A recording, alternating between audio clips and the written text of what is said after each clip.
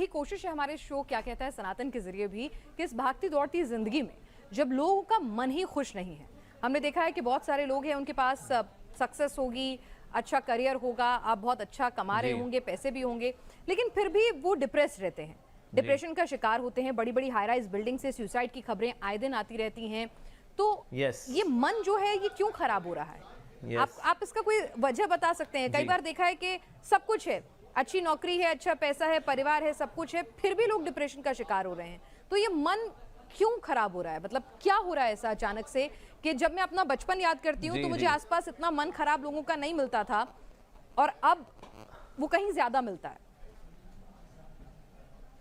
जी actually मन क्या है, मन बिल्कुल एक हार्ड डिस्क की तरह है। उसमें आप जैसा डेटा डालेंगे फिर आपको उस डेटा को फिर वो पॉपअप होगा बार बार।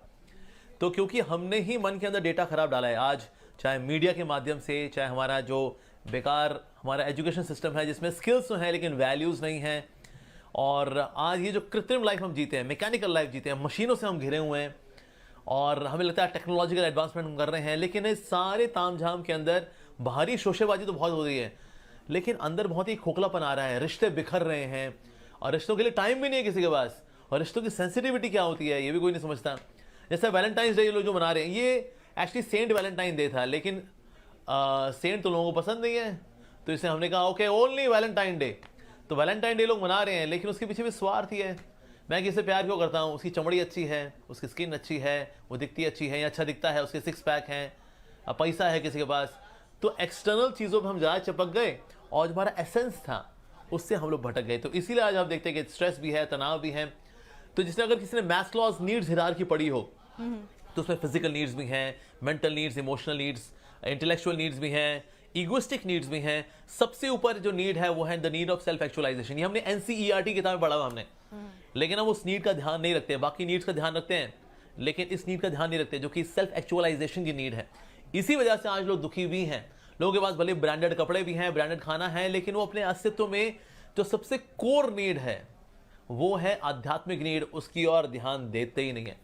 इसीलिए सब कुछ होने के बावजूद भी, पैसा भी हो, पावर हो, पोस्ट हो, पोजीशन हो, ब्यूटी हो, कंफर्ट्स हो, फेम हो, सब कुछ होने के बावजूद भी आज हम दुखी हैं क्योंकि आज आत्मा खुश नहीं है। Yes, we are soul, we are not the body, we are soul. भगवान कृष्ण ने गीता का संदेश शुरू इस बात से किया है that we are not the body, we are soul. तो सोल का ध्यान रखना भी जरूरी है। जैसे गाड़ी में पेट्रोल डालना जरूरी है, लुब्रिकेंट डालना जरूरी है, लेकिन ड्राइवर को खिलाना भी जरूरी है। तो हम गाड़ी का ध्यान तो रख रहे हैं लेकिन ड्राइवर का ध्यान नहीं रख रहे हैं because you are so busy ना। इसीलिए फाइनली टाइम जब नहीं निकलता है देयर इज डिप्रेशन, हाइपरटेंशन, गोलियां, and worst is that people decide to even commit suicide, which is worst. मतलब बहुत ही दुख की बात है। और आज पूरी दुनिया के अंदर in every 40 seconds there is one suicide. सोचिए हर 40 सेकंड में एक व्यक्ति सुसाइड कर रहा है, तो बहुत दुख की बात है।